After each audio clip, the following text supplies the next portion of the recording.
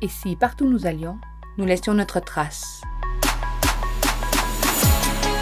Empreinte vous invite à suivre la trajectoire de familles migrantes habitant la région afin de les découvrir et de reconnaître ce qu'elles apportent à notre communauté. Je suis Sandra Barrio, je suis de la Colombie et je suis fière d'être canadienne. Bonjour Sandra. Bonjour Daniel. Bienvenue chez nous dans notre beau décor de la télévision communautaire. Merci à vous pour l'invitation. Tu es originaire de quel endroit? De la Colombie. Et plus précisément? De Bogotá, de la capitale. Et pourquoi avoir quitté Bogotá? Pourquoi on a quitté Bogotá? Des fois, on a quitté le pays pour les enfants, principalement pour les études de mes enfants, pour faire la possibilité d'un endroit plus ouvert, pour chercher l'avenir de les enfants, bien sûr. Et bien sûr, de nous, à côté de les enfants. Ça veut dire que vous êtes arrivé directement de Bogotá? Oui, directement de Bogotá. À Victoriaville? À Victoriaville. D'accord. Mais bon, là, arrivé ici, comme on appelle ça, immigrant économique, c'est bien ça? Oui, professionnel. C'est le statut que donne le gouvernement canadien. Oui. Quand on demande la visa, c'est un visa de travail qualifié. D'accord. Travail qualifié, quel est ton travail principal? Tes Mon études? métier, Oui, ton métier? C'est dessinatrice de mots. Et mon champ, c'est enseignant de la langue anglaise et espagnol. Et est-ce que vous avez travaillé tout de suite? Mon champ, oui. Lui, il a commencé une semaine après d'arriver. Mm-hmm. Et moi et mes enfants et moi, excuse-moi, et on a commencé à faire les études tout de suite, une semaine après aussi. Les enfants ont rentré à la polyvalente et moi, je rentrais à Monseigneur Côté à faire la francisation. Est-ce que tu parlais français avant d'arriver à Victoriaville? Moi, non. Non? Mon chant, oui, les enfants un peu, mais moi, non. Oh là là! Alors, il a fallu apprendre le français avant d'aller travailler. Oui, bien sûr. Oui.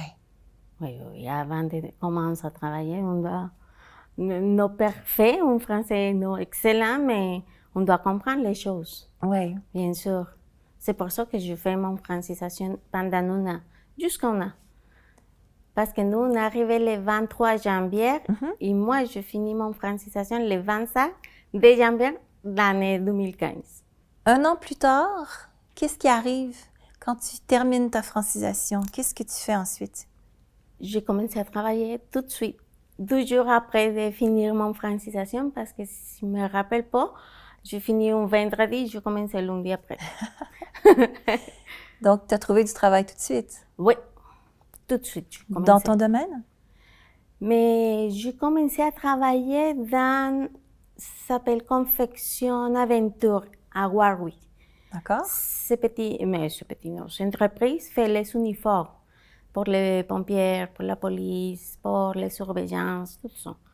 Je travaillais avec cette entreprise comme une semaine et demie, ou 2 semaines, pas plus que ça, parce que mon amie Lise, je lui ai dit que proche à le quartier que je démarrais dans ce moment, fait la retouche. Et je passais un jour, et je la retouche, réparation d'événements, et je dis, c'est intéressant. Et la madame cherche dans ce moment une personne pour travailler. Je lui ai dit à Lise, mais mon français, c'est pas bon dans le moment. Mais encore, mais dans ce moment, c'est plus pire. Et c'est Lise qui a parlé avec ce madame. Ah donc? Avec la propriétaire. Qui a fait un peu la traduction? Oui, c'est Lise qui allait, il dit qu'elle avait une amie colombienne, qui fait la couture, que c'est dessinatrice. Et la madame dit, OK, c'est parfait, qu'elle vienne pour parler avec moi. Je dis, OK, c'est correct, je suis là.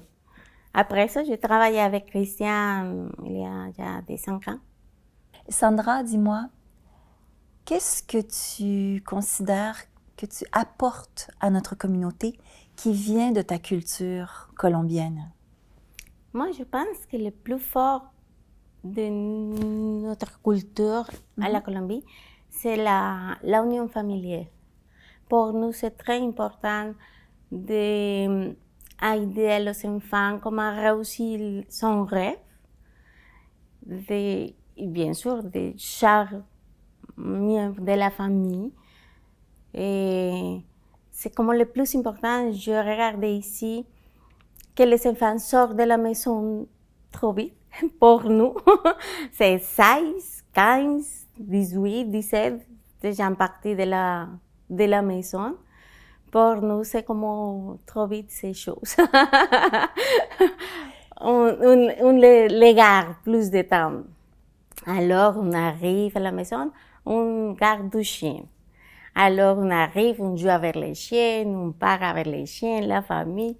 Mais c'est une façon de profiter de la vie. Bon, je pense. Oui, oui. Parce que les amis de mes enfants, bien sûr, sont québécois. Ils sont jeunes. Il y a une partie très jeune, de 16, de 15 ans, de sa maison. Parle pas beaucoup avec son parent. On dit, mais les parents les aident? Non. Les parents les font la nourriture? Non.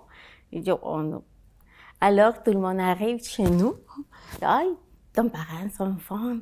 Ici, c'est toujours la nourriture. Ici, c'est pas problème pour écouter la musique.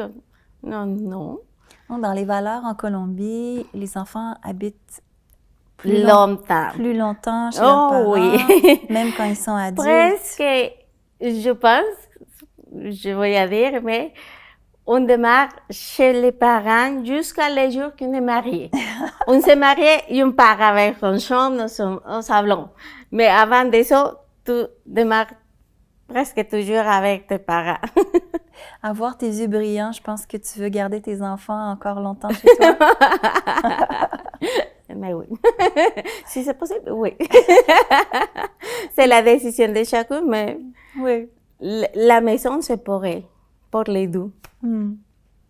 Donc, si je comprends bien, vous avez atteint votre but, toi et ton mari, que les enfants aient non seulement des études, mais du travail oui, au Canada. Sûr, oui. Oui, oui. Et toi et ton mari aussi. Oui. Mm-hmm. Tous les quatre. Tous les quatre. Oui. En terminant, parle-moi d'une personne très spéciale pour toi dans ta vie qui t'a donné un bon coup de main. Lise Desarès et Jean-Pierre Chapadon. Mais je peux dire pour toute la famille, excuse-moi, pour toute la famille que c'est notre famille ici au Canada. Elle nous a accueillis de tout à tout. Elle nous a aidé à chercher la maison, nous a aidé avec les enfants, mais c'est une relation vraiment spéciale. D'enfant, on dit, excuse-moi, et pour nous, je pense que ces familles, ces couples,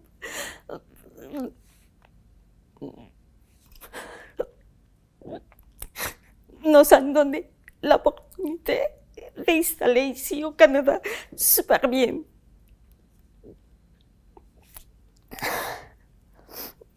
Et je pense que la barrière de la langue, au départ, si tu ne parlais pas français, ce qui était magique, c'est que ton amie Lise, Mais oui, bien sûr. Elle parle espagnol. Oui. C'est ça, espagnol.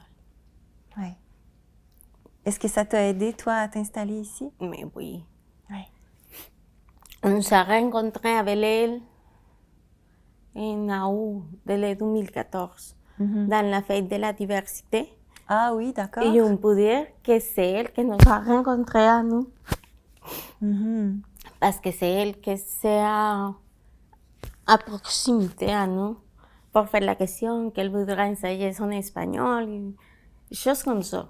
Oui. Après ça, c'est qu'a commencé l'amitié con les couples. Et Jean-Pierre, c'est pareil. N'importe à quelle heure. Imagine-toi, ma fille, elle fait un voyage à l'Allemagne il y a 12 ans. Et on dit, Anna, tu es préparée tout? Oui, maman. La valise, tout? Oui, maman. Et je dis, c'est correct. On arrive à l'aéroport pour faire le check-in. Anna a oublié son passeport.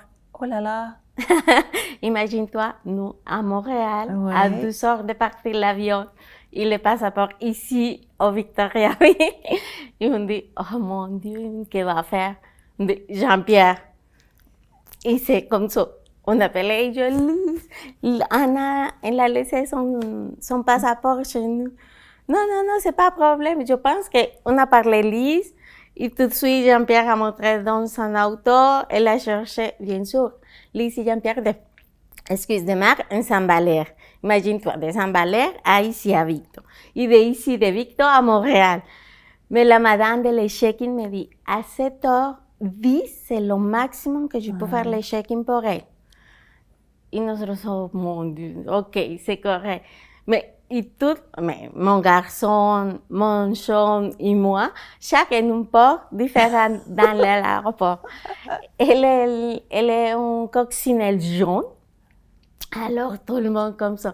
Quand on a regardé la coccinelle, ok, c'est Jean-Pierre, mais tout avec le cellulaire. Elle nous a donné le passeport. Anna fait son check-in à 7h08. Elle fait son check-in pour aller à l'Allemagne. Et je, mais ces choses qu'il a fait une personne comme Jean-Pierre. Oui, oui. Donc, Lise, c'est vraiment ta famille ici à Victoriaville. C'est ça. Merci beaucoup, Sandra. De rien. Merci de tout ça.